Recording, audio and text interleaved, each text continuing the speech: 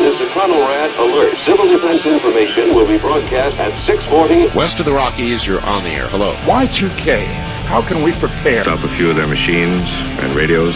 Throw them into darkness for a few hours. We are fighting for our lives. My family must survive. For 5 years, 1,000 gallons of gas, air filtration, water filtration.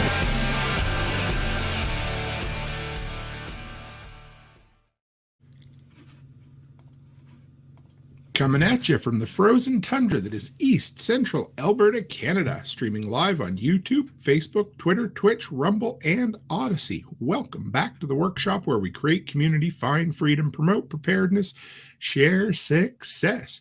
I am Toolman Tim. Today is March the 10th, 2024, and this is episode 433 of Workshop Radio. How are all my fellow delinquents out there? It's going to be a great episode tonight. I have a couple who's coming on right away, whom I saved from the recycling bin. Yes, I actually found, I don't know what happened. They sent me such a great application, and it got filed away in the circular file somewhere. So I cannot wait to speak with the Canny Couple. They're great. So they're not the uncanny couple. They are the Canny Couple. Real quick, let's remember our two sponsors, and then we'll go from there. Number one is A Farmer's Kind of Life, Amy Dingman. If you are interested in a different perspective on the world, and I don't mean that in a bad way whatsoever, but Amy Dingman has been there, done that. She's one of the people who inspired me to get into podcasting. She took herself an extended break and came back and decided, hey, I'm going to write books and I'm going to put out one podcast a week that's 15 to 20 minutes. And she has this way of telling you the hard truth with a smile on her face and making you accept it. Kind of like Mary Poppins, but with a podcast. So if you're looking to add another podcast to your ear holes, give her a go. And our second sponsor of the evening, since we didn't have a Saturday show, of course, is Two Chicks Homestead, my great friends Nate and Aaron. And this evening, we're going to mention that we are having a joint workshop / Two Chicks Homestead get together on 5/11. That's May 11th, the Mother's Day weekend at their place in Illinois. And if you're interested, tickets are $1. And the reason they're $1 is so that we know who's coming. So go to twochickshomestead.com, sign up.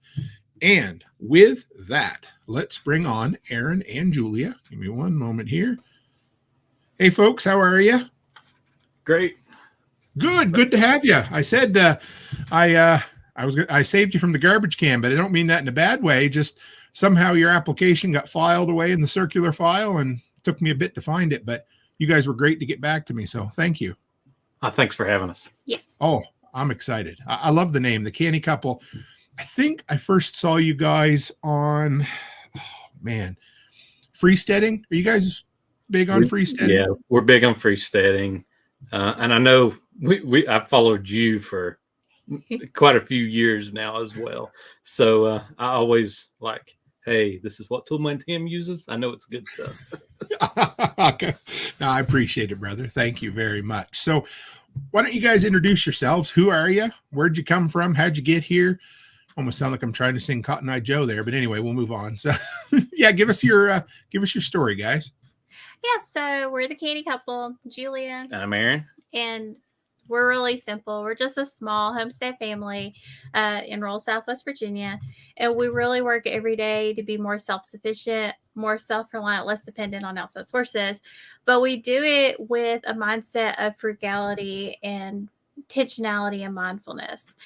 And I mean, I've been frugal most of my life. We didn't jump right into homesteading. I actually wanted no part of homesteading. Yes. I don't want a garden. I don't want any of this stuff. I don't want it. I just don't need this. But then kind of sort of jumped into it anyways, some way, somehow. Yes, all the way. We thought that homesteading would bring about our frugality even more. It didn't start that way.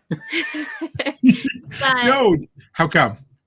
Well, we were trying to build fast, super fast, because when we first started, Aaron wanted this massive orchard that, long term, and we were buying, and I kid you not, hundreds of trees at a time. hundreds of trees. We would hit up the Virginia sale and buy $2 trees. We would buy $30 trees. And I mean, we were spending hundreds and like we've spent thousands in a couple of months trying to build this up and then having to replace. And we weren't really thinking this through as well as we should have. But it was that mindset. We were just trying to build and didn't think. So you had, it's, the old saying that sometimes the person's eyes are bigger than their stomach. I think it works that way a tad bit with homesteading too. My wife and I, we really don't homestead anymore, at least for the interim, but we did for the better part of 15 years. And it came out of the idea of needing to be frugal. But I think you're right in that instance, because when we look at homesteading, we're like, oh, that's going to save us so much money. All I need to do is spend $75 to get my very first tomato, right? Yep. So let's go back a little ways. Mm-hmm. So because you said frugality came first and then homesteading came second. Mm-hmm. And it's chicken and egg for a lot of folks, depending on which way you go. But how did your frugality journey start for both of you? So I really brought this to the relationship. Most of my family would say I'm cheap. Because I like to save $1, and it was because I spent a year with my grandparents, and my papa was like a really big influence on me. I felt like I had to take care of them because my mama had surgery, so I volunteered myself whenever I was a teenager to go up there and stay. And ever since then, it kind of sort of set something into me to always save and just be very careful and cautious. Now, that didn't mean I didn't have debt. I came into the relationship with the most amount of debt, getting a college degree that I didn't use for my work. The skills I learned are what set me up for success, but it wasn't worth the money that I actually spent for the degree. And then Aaron, he was looking for a way to get frugal, and he kind of jumped on board. Yeah. For me, it was in the back of my mind. I was always looking for ways to save money, like streaming services, stuff like that, free TV, but I wasn't applying anything like that to the rest of my life. I get you, man. I've been there.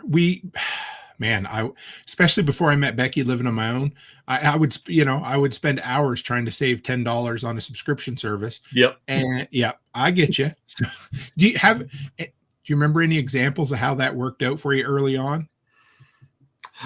Bad quality TV on the internet. I remember that. That was the thing. I mean, honestly, the first one I can remember, though, I don't remember exactly when Pluto TV started. That's one of the big ones, when it first started, that I found and was watching it, because, hey, you didn't have to pay anything to watch it. There was a reason it was free, though, wasn't there? Yep. So you guys, did you mention you're from the Virginia side of Tennessee? Is that right? We are. We're about 25 minutes away from Northeast Tennessee. So we're in rural Southwest Virginia here. It's a very poor area. Always this area is because it's former coal mines. And you know how Very that's small. going now. So did you guys, when you first met, are you still live in the same place that you met, or did you go from, this is actually Aaron's family home. So he has his family home, and we kept it, and it's sort of where we stayed. We updated it to suit our needs for the homestead. It was one of our big mistakes because we didn't cash flow it. We actually took on debt for a debt-free home, and that was a really big mistake for us, and we regret it, but we've paid it off. Right. Yeah. I mean, we had to be. We were like, okay, this ain't happening again. No. So did you guys, do you have kids now? Yes. One. So did that change? So along the way, did that change your frugality mindset at all? Or did it It probably supercharge made it? me a little stricter because I want to make sure I can give her everything she wants. But I definitely apply the same principles to how we raise her. We don't have I have friends who have rooms full of toys, like crazy amounts of all these things. It's like, okay, she's happy with 10 blocks and a piece of paper. I mean, I'm going to lean into less is more, but she grows so fast, and we don't have 30 pairs of sneakers. She needs one pair of sneakers to go out, one pair of sneakers for the homestead to run around. So for us, I've kind of leaned into it a little bit more when it comes to her. Just for that, but she's not deprived of anything. She has everything she wants, and she's the happiest little baby. I actually think the fact that we have less stuff makes her happier, because she has such a wonderful imagination, and it does save us money in the long run. Nice. Well, let's start with your definition. What in the world, how would you define frugal homesteading? Let's start with that. So frugal homesteading is homesteading with a budget. And that sounds really simple, but there's so much more to it, because a lot of people, like we've talked about, think homesteading and frugality naturally go together. And we are living proof that that is not always the case. It just doesn't always work out that way. You have the best intentions of the world. We've always had a, homesteading budget, but we always justified overspending in that budget. Oh, it's going to get us where we want to be so much faster. Oh, it's going to help us so much more. And it just didn't work for us whenever we really looked at this. So for us, it's being mindful and intentional and applying that throughout all aspects. Doing a cost analysis, not just of the cost, but also what is it going to bring to our homestead long term? Does this really make sense for us? So this is something we've talked about when we bring livestock onto the homestead.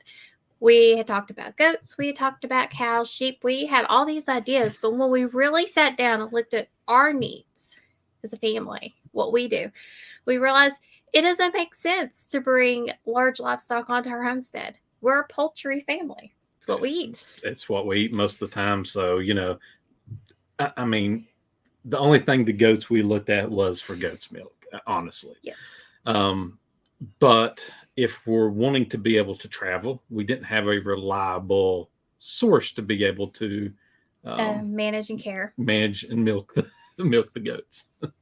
So it's just applying that mindfulness to all aspects of the homestead. It's like the newest and latest great thing. We're not opposed to ideas. We always look at ideas and always look at things that are coming through, but we really look at it in a new mindset of, is this really going to be effective for us long term? Is this really going to help our goals, our bottom line, and this intentional lifestyle we're trying to live?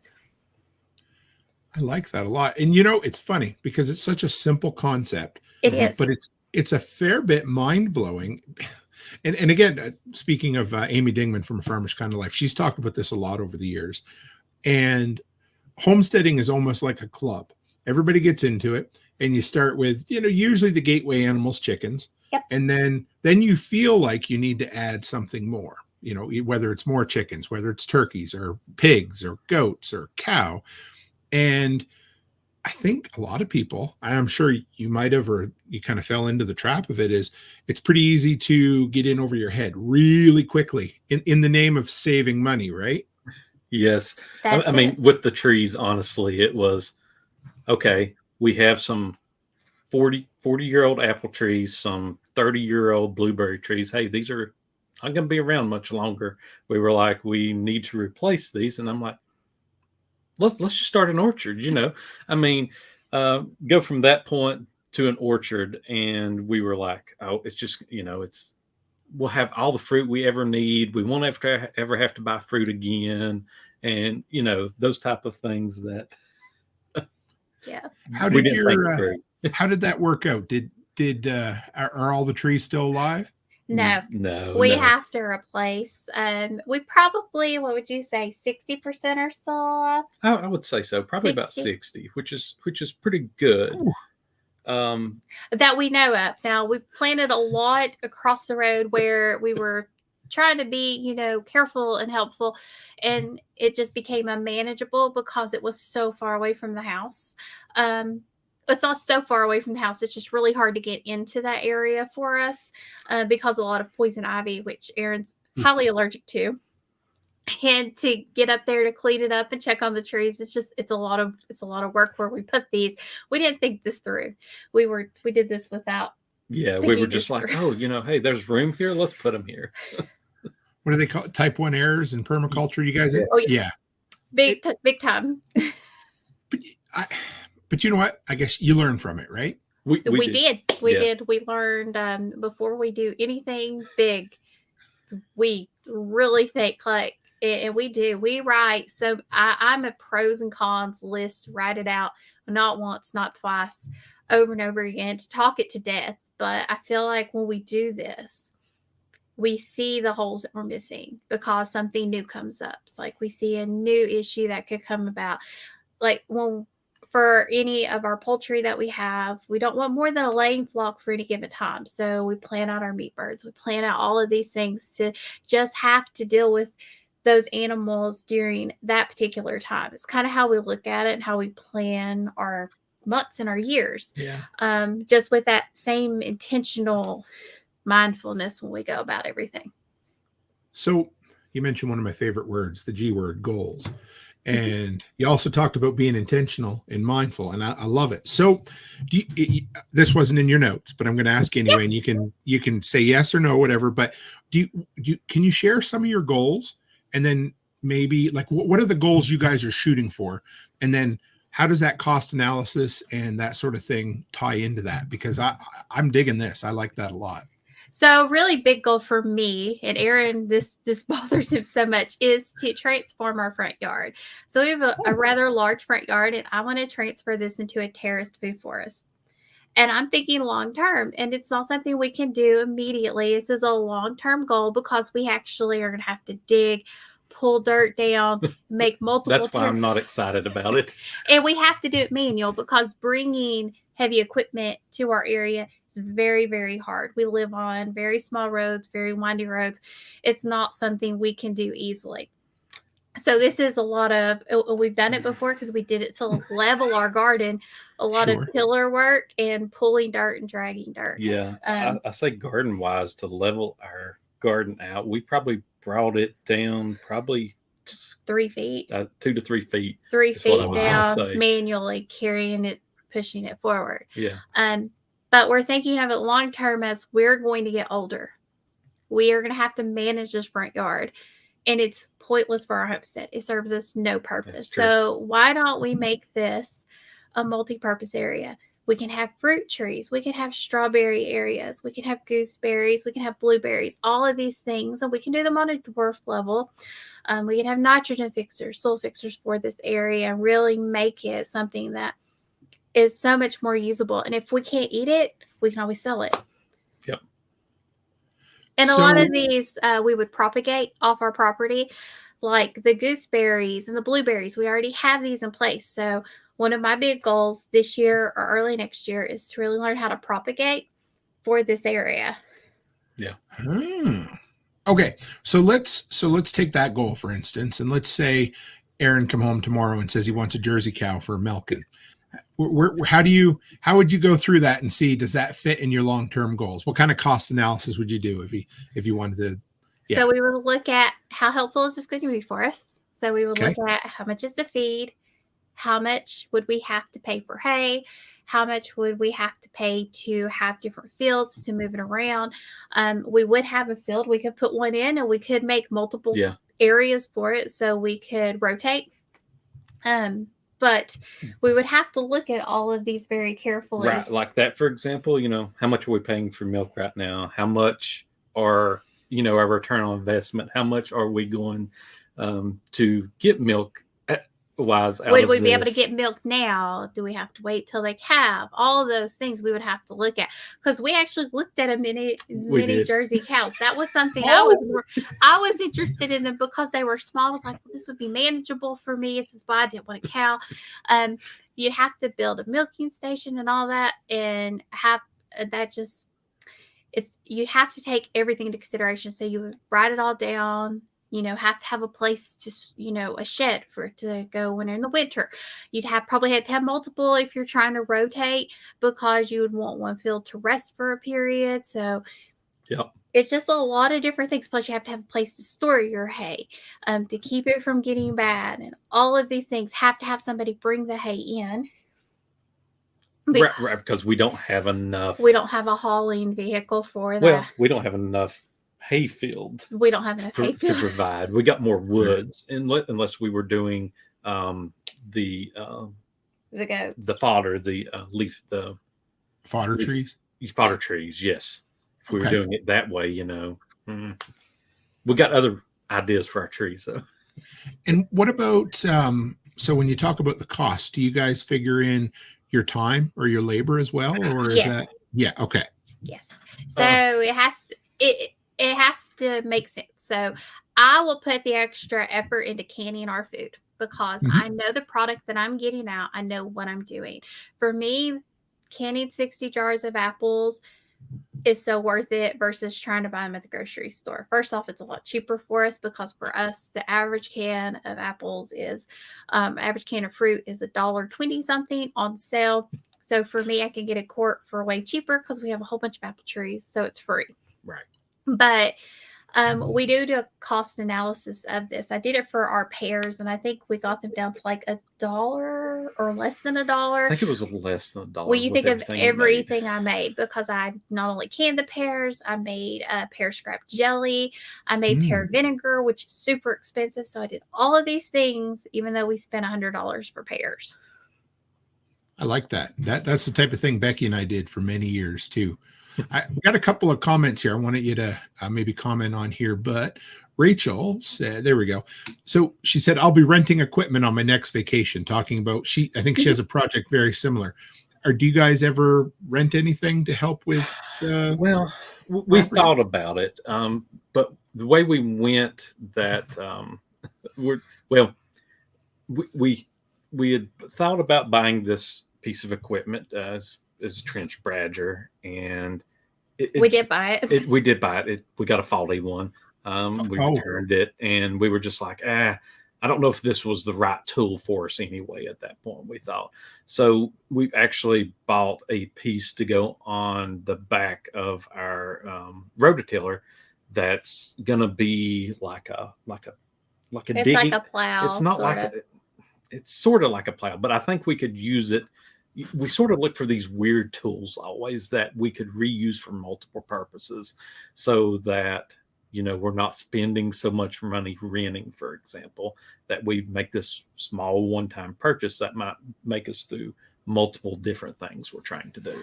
Oh, we do a lot of research. What tool's the best job? Yes, we know renting an excavator would be the best tool for the job that we need to do, but again, we also have to look at getting it here. That's the other thing. So renting big equipment for us is extremely hard. Even when we go to look to get a UTV or something like that, getting it here is a hard. We couldn't even get our harvest tractor delivered to our house. We had to meet the truck to go pick it up because they wouldn't drive. And we've had hardware stores not even try to pull in, and some of them do, some of them don't, because they look at our, they're like, there's just no way.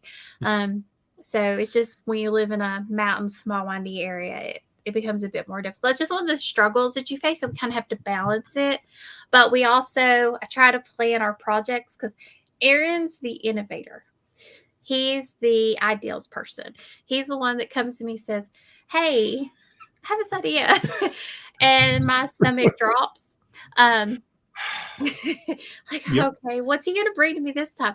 And then I'm the implementer. I'm the one, okay, how do I take what's in his head and put it here in a way that works for us, in a way that is going to be cost effective and not require a lot of extra. And even Aaron and I will talk through it, like, what do we need to do this job? So we really try to avoid having to have extra heavy equipment. Our duck area, that's also a future goal for us, a future project. We're looking at that, and it's in a kind of a flat area. So for us to level out the bed, it won't be more than a little bit of matting work for, as long as we don't hit a rock. And then we'll just have to build around the rock. What's the soil like there? Rocky or no? Very rocky. And clay in places and not clay in others. And it's just, it depends on where you dig. It does. Chris Dixon says, so I've been thinking, scares the hell out of my wife. And for the record, it also scares the hell out of Becky. So I get it. I like that. You're the innovator and you're the implementer. I like that a lot. Yeah, and we always make sure when we do stuff like this, like she will even draw plans out. Like if we're starting to build something, and she'll be like, okay, this is how many 2x4s we need. This is how many, we need something to connect these two together. I don't know if it's a bracket or what, but I mean, she looks at it from that perspective. I try to make it easy. I do. I try to look and see, okay, how can I make this job faster and easier and sturdy? When we were building this one area, these kind of stall areas, I was like, well, I want to make sure this can't be moved. I need to make sure these stalls cannot be moved. So I ended up taking firewood holders, these metal bracket firewood holders, and we used that to build the stalls on the top and the bottom. And they cannot be moved. Yeah, they are amazing stalls. And this area is going to be perfect for us to transform one day, probably later this year, to a place for turkeys. We're going to try turkeys. If we can't have turkeys, we'll use it for chickens. Yeah. We did turkeys. I enjoyed them. They're, they take a little longer. They're dumb. A lot of them will eat until their legs break. But other than that, they're tasty. That's the main point right there. It. So, okay. So you guys, you started on a frugality journey, and then, you kind of implemented homesteading, but then you said you took on a bunch of debt to make some renovations or to do a project, but I'm pretty sure you're debt free now, right? Or close to it? Nope. 100%. Perfect. So what happened in the meantime? How did you go from, hey, we took on some debt we really shouldn't have or didn't want to now you're not? So last year was our moment. We did the house remodel. We took on that debt because we knew I needed to make some changes to the house. We needed to make it more functional and more homestead friendly for me because I was getting very frustrated. And Aaron was like, okay, whatever you need, we'll get it done. And we stayed within budget. We really did. We also just had some general updates to do some maintenance, and we were trying to get it done before everything got crazy again, because we tried to start this in 2020 and that didn't work. Well, in our area, our biggest thing was finding a contractor. So for us, we're the rural Southwest Virginia part. Everybody was on the Tennessee side of things where it's busier and there's not as many choices. So you were on a massive wait list, for example. And they felt we were too far out. So they said, you're too far out. I'm sorry. So when we found somebody, we had to jump on it. But in July of last year, I was floundering. Aaron was floundering because the bulk of the homestead work kind of falls to me, especially the canning, preserving of food, maintaining the garden, all that. And we were both working 45 to 50 hours a week. Plus, we have our little one, and I worked from home. So I was not only a work from home mom, I was a stay at home mom. So I managed her, took care of my job, and I was chained to my desk. So we looked at each other. We said, we have to make changes, but the only way we can do this is if we get out of debt. And we looked at the numbers and looked at the budget, and we said, if we do this right, we can be out of debt by December. And we had a big number. It was not a little number. It was a 6-digit number. And that's how hard we hit it. We were putting 70%. Over 70% of our income towards paying off debt. Not to cut you off, but where did you start? So you're talking December. So that was December 2023? Yeah, that's when we paid it off. And we started in July. Well, we'd done a little bit before. We had done a little bit before, but July's when we hit. We were like, this is when we start really hard. Yeah. So what did you do? Because that is, there's a lot of youngins out there like, I could never afford to buy a house, or I've got, $80,000 in student debt or whatever. Anybody, not just youngins. I shouldn't just say that, but where did you go? Because that's kind of insane. It's awesome, but it's crazy. We lived below our means. We did. We lived below our means. We lived with a budget. We followed that budget Strictly. Like, okay, this is what we bring in. This is our goal to put in. It doesn't matter that we want this thing. Wants versus needs. Wants versus needs. That's something we talk about a lot is, what do we actually need and what do we want? A lot of people aren't willing to give that up. You see that with our generation. They're like, I'm not willing to give up my $6 coffee and my $20 salad on Fridays and this and this and this. And it's like, we're not telling you to give it all up. But if you could cut back, it's the little things that you save and do. Every single day, they add up. And your pennies make dollars. They do. Your pennies make dollars. And we worked really hard. We stayed on our budget. We didn't go out. We didn't go on vacation. We were just so careful. We spent a lot of time at home. We worked in the garden. We ate the food we grew from the garden. I mean, and I search for deals at the grocery store. I don't buy, I don't just go to the grocery store and get what we need. She doesn't pay inflation prices. I don't. It bothers me. I work off of a working pantry, a deep working pantry. We just were really careful, and we really learned how to stretch our pennies. And because of that, we got debt free. And that brought you home. Yeah, I was able to quit my job. That's what I was wondering. Good for you guys. Wow. Chris Dixon said, I want to bring this up just so you can see it, but awesome. Great work. You have to make sacrifices to get out of debt, but it can be done. It can be done. And I can tell you, it is not only one of the most freeing things you can do, but it gives you so much more freedom. So we're down in income, and my income was not small. My income wasn't small. I had a good job, and we're still saving or investing. Over 60% of Aaron's income. Yeah. Really? Wow. Yeah. Just because, we were used to living below our means. We've got most everything we wanted, for example, and our needs now are just electricity, groceries, some miscellaneous stuff, honestly. Just the basics. Yeah. Well, you've got a harvest rate freeze dryer, so it's not like you want, you've bought some things. It's just, yeah. So what's your long-term goal with that sort of frugality?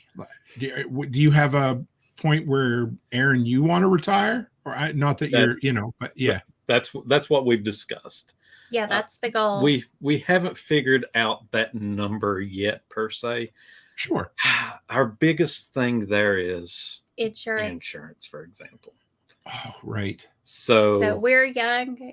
Isabel, we have her, the little one. She's two. So we got a long way to go. So, we're always like, okay, is it one of the Christian share ministries, where you should do the health sharing plans, something like that we've thought about, or, is it something like, I don't know if you've heard the term coast fire. It's where you take on basically just a part-time job, enough to cover your insurance, and just coast your way to retirement. Okay. There's a guy on YouTube that I follow, and I'd like maybe we'll talk a little bit, because you guys got some side hustles and stuff too. And the old version of retirement was, I'm going to work till I'm 60, and then I'm going to do my projects for the rest of my life. You know what I mean?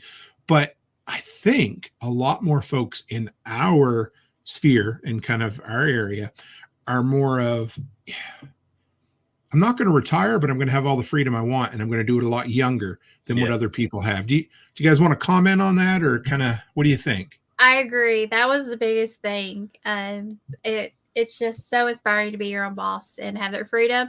I won't say I don't get the feeling in my chest where I'm not working anymore, but it's still very fresh for me. It's still very fresh. I'm only 6 weeks out, and I worked there for 10 years, over 10 years. So it's still very fresh, and I'm still kind of finding my footing, being a stay-at-home mom and doing the homestead and managing all of that. But it is very much, you want to be your own boss. It's like the ultimate goal. Nobody can tell you how to run your business. You have that ability. You're going to hustle better for yourself than anybody else is going to hustle for you. Exactly. And you don't have to worry about somebody firing you. That's right.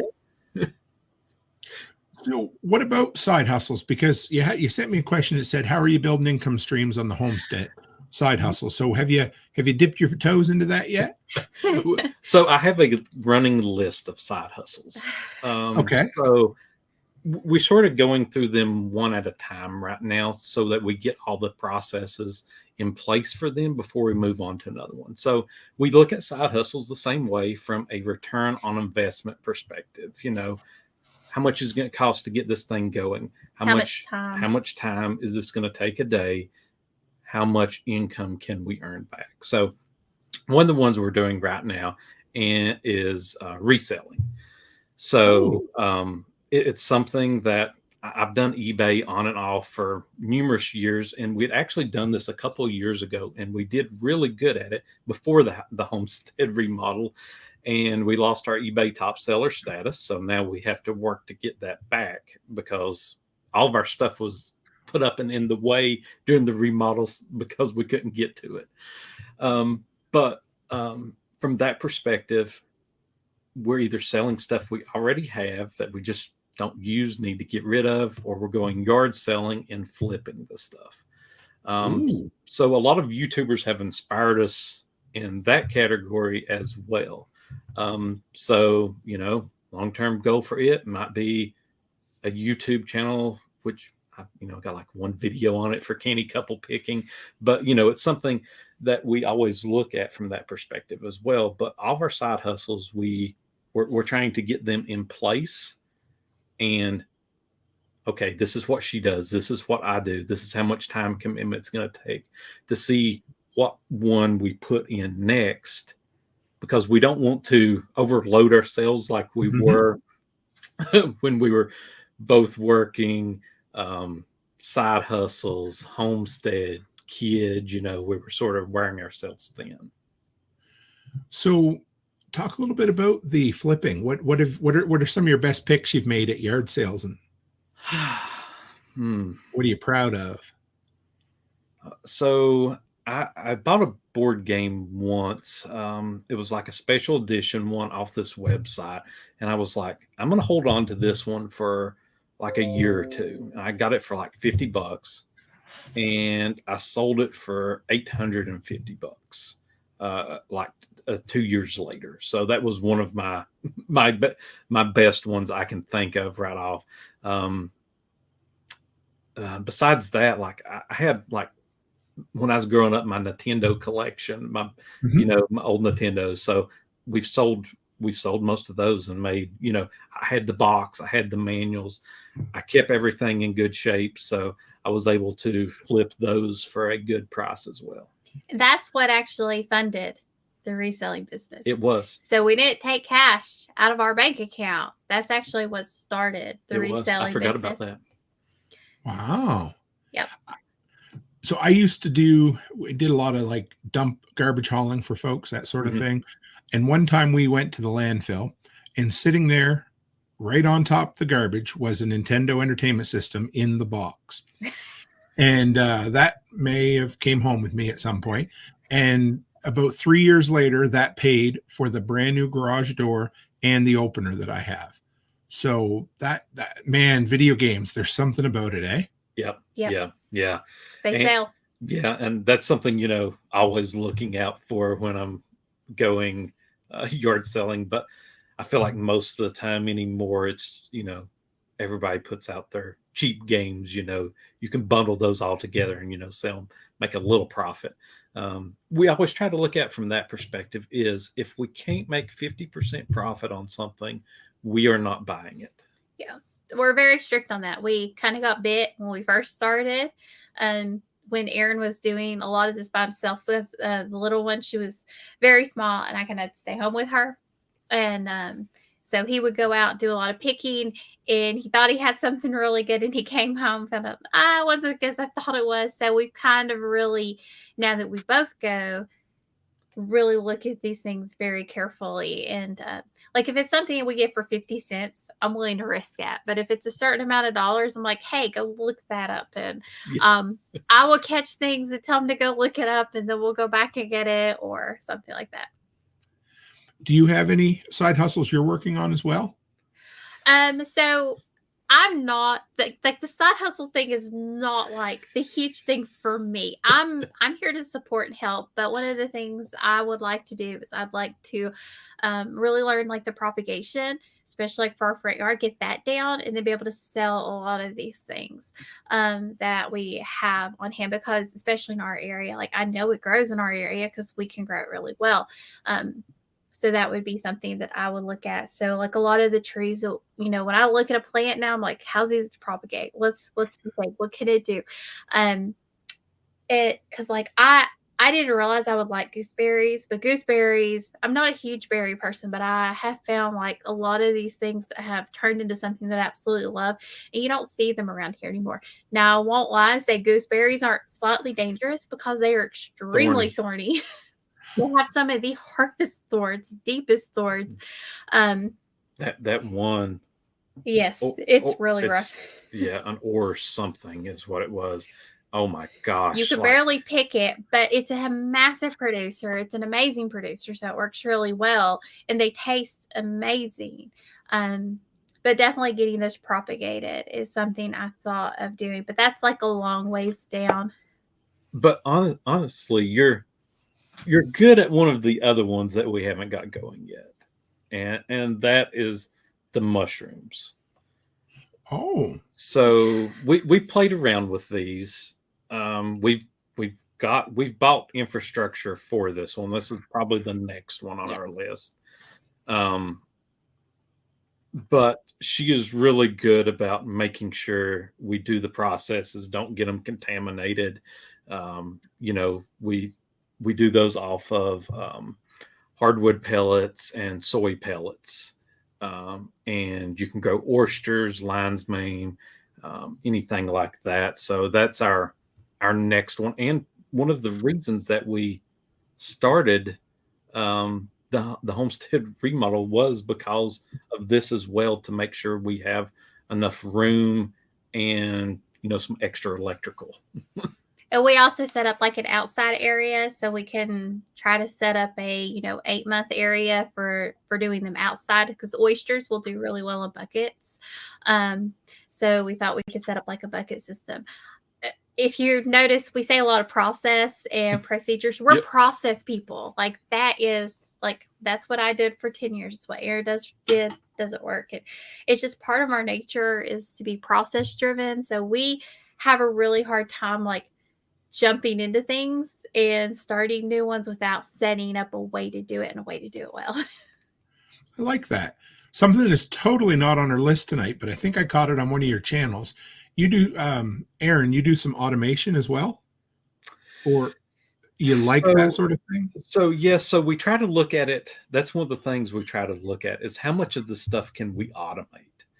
And that was a lot of the mushroom is automation. So what we have there, for example, we've experimented with is this fogger system that you put in basically like a tub.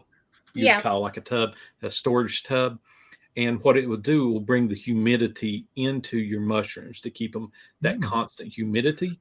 And then you put a humidity temperature thing in there as well. So when it gets below a certain thing, it will turn it on, or when it's above, it will go off, for example.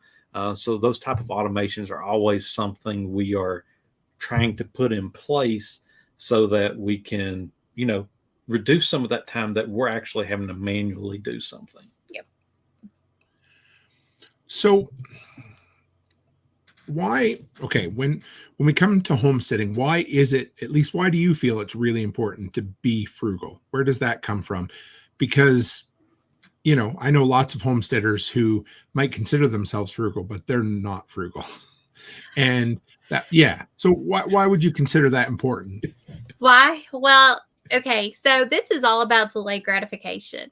This is a huge part of it. And that is something society pushes against so bad. And you don't even realize they're pushing, like, get it now, get it right now. It's all you see. You watch TV, you watch ads, like, you need this right now. And delayed gratification is part of this. But as homesteaders, the slow build is actually the better build we have found for us. we have found for us. So going this frugal route, we have realized that this slow build has led to better gardens, better harvest, better production, better infrastructure, better everything, because we're doing it the right way. And we're not going into debt to do it. And we're doing the slow build, going really cautious and careful. And we're also making sure we learn everything we can about what we're doing along the way. Instead of rushing into something like we would have done before. Let's say we didn't know how to garden. Like we'd never been experienced at gardening before, but we had when we were growing up, It didn't count. Well, probably didn't count a whole lot, because you forget that stuff over many years. But let's say we didn't know how to do that. Okay, we're going to go out and do chickens, garden, cows, all in 1 year. Okay, something's going to fail because you're not familiar with those.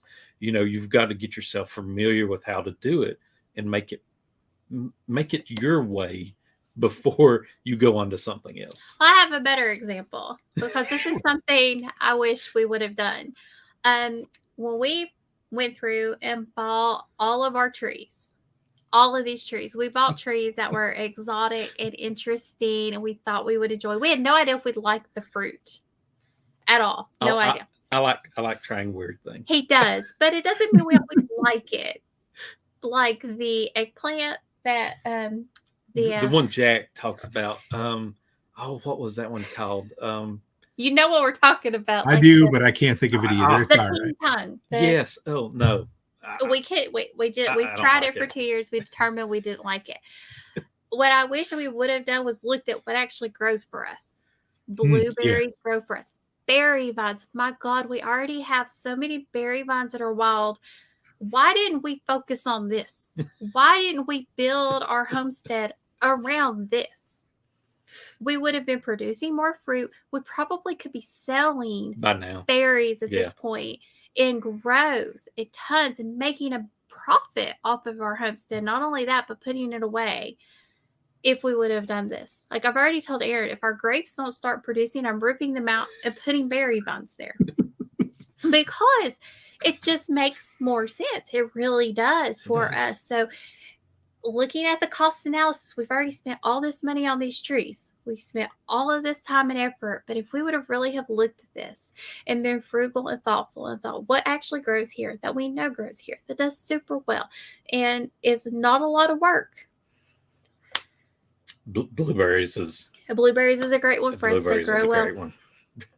I like that. I like that a lot because it's kind of the equivalent of, well, what's easier, dumping water in a depression in the ground that'll collect it, or digging a hole and hoping the water stays there, right? Exactly. Work with the land as opposed to against the land, or in spite of it. And I get it. I'd love to have pineapple trees in Alberta, but it ain't gonna happen. It's not gonna happen. We didn't do anything that drastic. Well, we talked about it. We talked about building a greenhouse like that, and when we look at trying to get power to it and everything, it's a nightmare.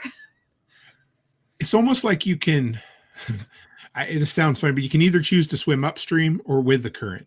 And if you're trying to swim upstream, shit can go sideways so fast with so many things. Yes, I agree completely. That's the perfect way to say. I mean, that's all about frugal homesteading. You're doing this cost analysis with everything, and I really wish we would have done that. Yeah. Instead, we kind of just sort of jumped into this. We were like, let's do all of these things and just grow. And we'll have all these trees that we can grow off of. And if we would have taken half of the land that we set up and put berry vines in there, we could already be selling. Yeah. And they'll sell for $20, $30 a gallon. Yeah, like we see people selling that on like Facebook Marketplace all the time. Wow. So we could have been making really good money. Yeah. And if we didn't sell them, I put them in a jar and canned them. So it sounds like your grapevines are a dead man walking, brother. We get some. They're actually starting to produce, but the problem is they keep getting like the black rot. Oh yeah. Yep. So, yeah. This is my last year trying. I've got a plan. I'm able to actually attend to them. So this is my last year trying to get them to do. If I can't get them to where we can get enough of a production, I mean, it's just not worth it. We can do thornless blackberries and something like that. They do really well for us. Logan's, boysenberries, because these are fruits like people haven't had around here, but they're wonderful. Like a boysenberry and loganberry are some of the most amazing fruits. Oh, I know. The only thing about those is I want to eat them all fresh before that. One step closer, ask currants. Have you done currants at all? Yes. We've started those along like our 2 fence road now. So we're just about 2 years in on them. And they're one that are great for propagation too. Yes. Yeah. So Aaron got me a book on all the things I could propagate. And that was one I looked at, but they're wonderful. We had several. We do have to be careful because Virginia does have certain rules with certain ones. But we have the pink champagne, the reds. Laws that's been in place since like the 20s and 30s that nobody knows how to, update. Absolutely. I get you. Rachel wondered, what is black rot? So it's like a fungus that gets on them and it turns it black. Like your grapes don't actually, like they turn into like these little shriveled black. They just dry up and turn black. Yeah, they don't really make it to maturity. Right. And they start as soon as they start turning green, because I got a lot of seedless varieties, a lot of red, because that's my personal favorite in grapes. I did get quite a bit this year. I got a gallon, but for the amount of grapes that we have, I should be getting way more than a gallon. Yeah, probably like 5 or so by now. I got a gallon of gooseberries, and my gooseberries aren't nearly as old as my grapes. Yeah. You mentioned the thornless blackberries. I've never tried them, but I, for the life of me, I used to see them advertised. I think it was in Mother Earth News all the time, or in the back of one of those books. Have you guys tried them yet at all? Oh, yeah. Yeah. And there's so many varieties of them. So I think we've got 4 or 5 different varieties of the thornless blackberry. I'll tell you, that's the one. It looks like a tree in this area. It has gotten so crazy. I mean, it is. Yeah. It was supposed, we started with 3 Ks and this thing it exploded.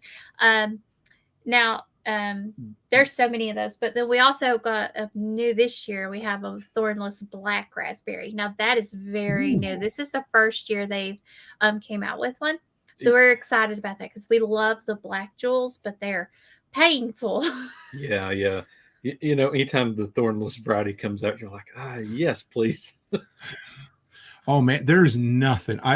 We spent a lot of years when the kids were younger picking blackberries and raspberries, and your whole arms would just look like you got into a cat fight, Yep. You know what's the best for that is get you some of the Kevlar sleeves. Oh. And then you can bunch yourself up against those and pick. So that's what I use all the time to pick any of the thorn things.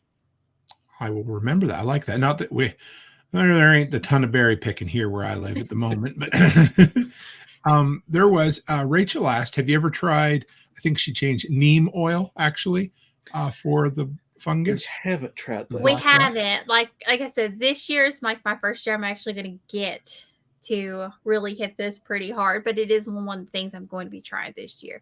It's, what happened is it like anybody else, when you're working 9 to 5, you're dealing with everything else. These things got away from us.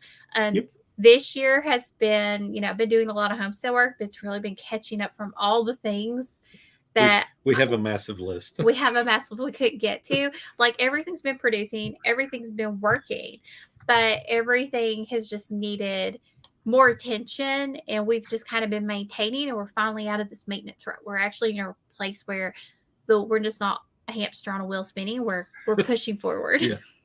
That was my whole year last year. Everybody just looked at me like I was crazy when I was like, Julia, you're awesome. Julia, you do so much work. Julia, you're not doing like what you think you are. And I'm thinking, I don't feel like I'm getting anything done. Like all I'm doing is just making it day to day. That's it. I've been there. I get it. I mean, yeah. And there's a bit of that mom guilt involved too. When you have a new baby, it's like, I got all this and a baby. Not that I was ever a mom, but I did help a little. So yeah, I want to go through. I want you to share your favorite tips here in a minute, but I'd like to go through a few of the comments if you guys are okay here. Yeah, there's people love. Yeah, I can tell they're really enjoying your conversation. This is great. But okay, we did the neem oil. Chris Dixon said free plants and guerrilla gardening, free food for everyone until the county cuts them down because they didn't know they were what they were. Absolutely. We think it's just a wonderful idea. If we had more areas to do things like that, we'd totally grow into that. We like to look at a lot of like the sides of the roads. Right now, we're really looking at for elderberries. Last year, I told Aaron, because our elderberries are terrible, but we have one plant.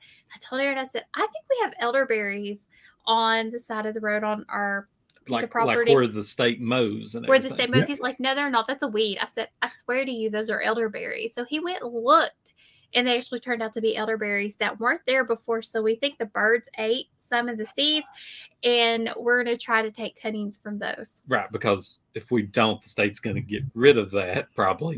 Spray them. Or spray them or something, So we're going to try to take as many cuttings from that because it's established. We know it's going to grow here.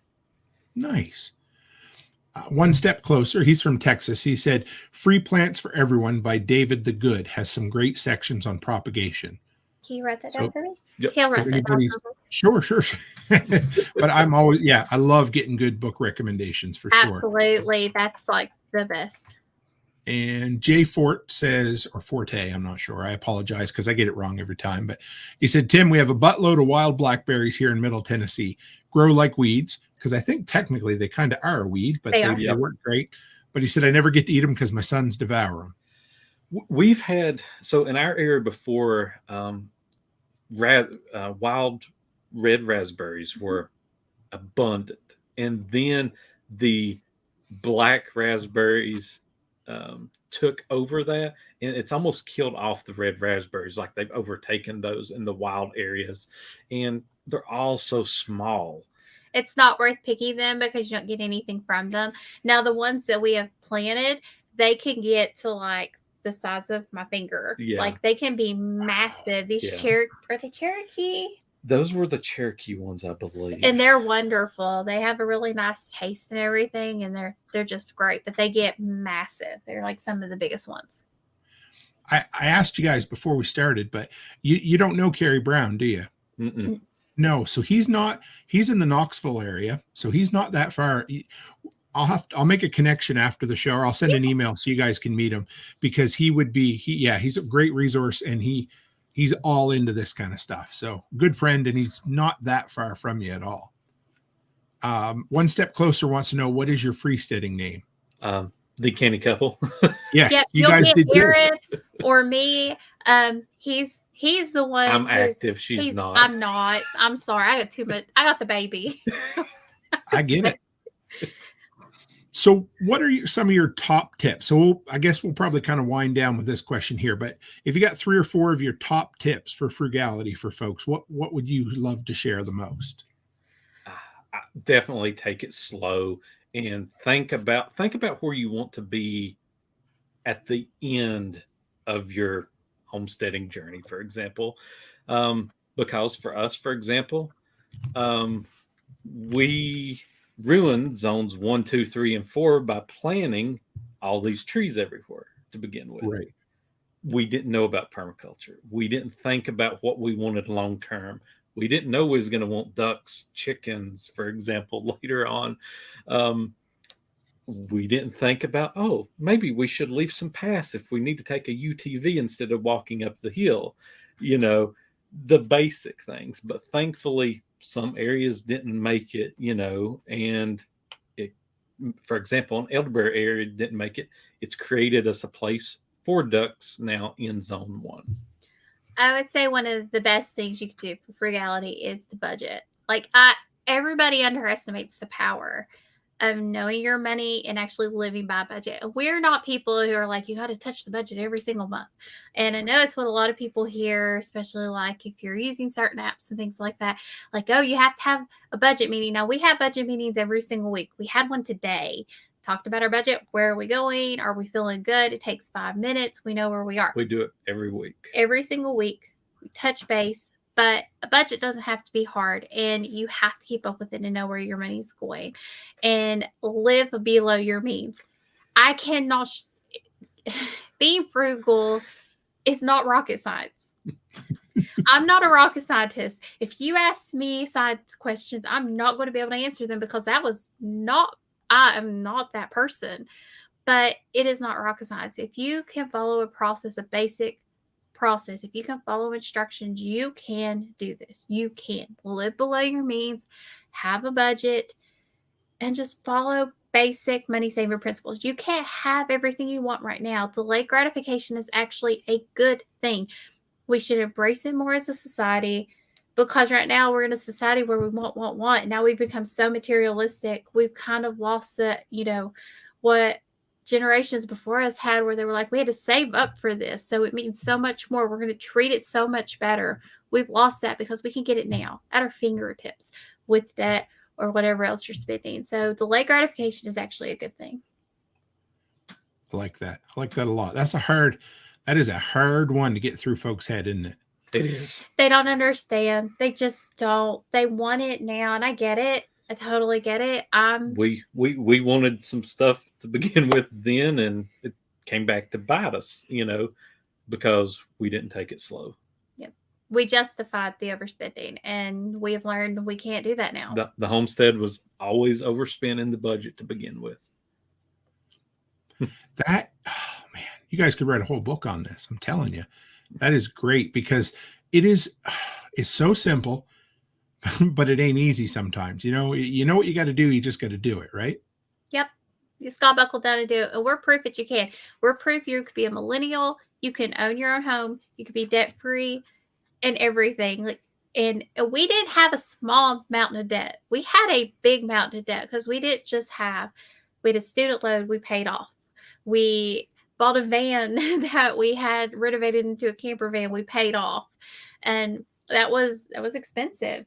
We've paid off every vehicle, and then we did the house remodel. So we've paid off a lot of debt fast, and now we've just got to the point where we're like, it's not worth it. I think the house remodel changed everything for us.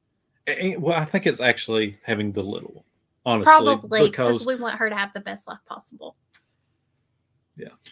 I appreciate it. I just wanted to shout out to Chris Dixon, who sent a $20 super chat, and he said, thanks for finding you guys. Well, I didn't find you. You guys, I mean, I knew who you were, but you guys found me. So thank you for finding the show, because we'll have to have you back on, because folks really dug the show tonight, guys. Well, I will say this. We both like you. We both enjoy you, but you are such an inspiration to Aaron. Whenever we listen to you talk, he's like, I just love listening to him. And he comes to me, he's like, hey, I've got this idea. Like you are one of the most inspiring people, especially for Aaron to listen to. He just enjoys listening to you so much. And you are one of those people he really likes. And we hope we get to meet with you. We're at Kentucky Sustainable, I think. Are you guys going to be there? Yep. We will. Well, less than, I was just doing the math. Right here. So I just wrote out my, what needs to get done between now and the 19th when I leave. It's almost overwhelming, but I am looking forward to meeting you guys in person. It's going to be great. I didn't realize you're going to be there. And we're not speaking, but we're coming to just go. We are trying to get to more of these things. This is our first year we actually get to go. When my job, even though it was said it was flexible, wasn't, because it was a small company and I was kind of chained to the desk. But now we're actually able to do these things and go places and take the little one on trips and things like that. Well, thank you, guys. So how can folks find you? Where can they follow up with you and pick your brain or whatever it takes? I'll say the best thing is Linktree/The Canny Couple. It's sort of got all of our links out there. Or you can find us at, www.thecannycouple or cannycouple.com. We have a YouTube. Yeah. Sorry. I'm sorry. We have our YouTube channel. We've got the podcast. We do Rural Reliance and on Thursdays. And then I do Farm Wife Sexy Life on Mondays. So we drop 2. We do 2 videos a week. So we do every Saturday and Wednesday. Just trying to help people save money and do the things they want to do. Well, thank you guys. And for everybody out there, so you know, all your links are in the show notes tonight. And they'll be, if you're listening audio only, they'll be in the podcast links too. So thank you guys. You are welcome back anytime. I'd love to have you back. If you think you want to come back on, give me a holler and we'll get you back on. How's that sound? Absolutely. Yes. We've loved being here. I'd love it. So, all right, if you guys want to hang in the back for just a second, I'll close up the show and be right back with you. Well, guys, I hope you enjoyed. What a pleasant surprise. I knew the Canny Couple. At least I knew them from freesteading and kind of in passing, but it's so easy to miss such switched on, down-to-earth folk because there's just so many of us in this community. It's awesome. So I want to thank them for coming on. I hope you guys just reach out to them, tell them how much you appreciated it and pick their brain, because you can tell they are an absolute treasure trove of information. Not misinformation, information. And they are the Canny Couple. So don't forget it. They did a great job on the branding. And I love listening to the fact that they set goals and then they figure out processes ahead of time beforehand, because that is the key to success right there, folks. So anyway, once again, thanks for them coming on. Guys, I appreciate you. We will see you Thursday evening for This Week in Prepping. And as always, stay happy, stay healthy, and have a great week.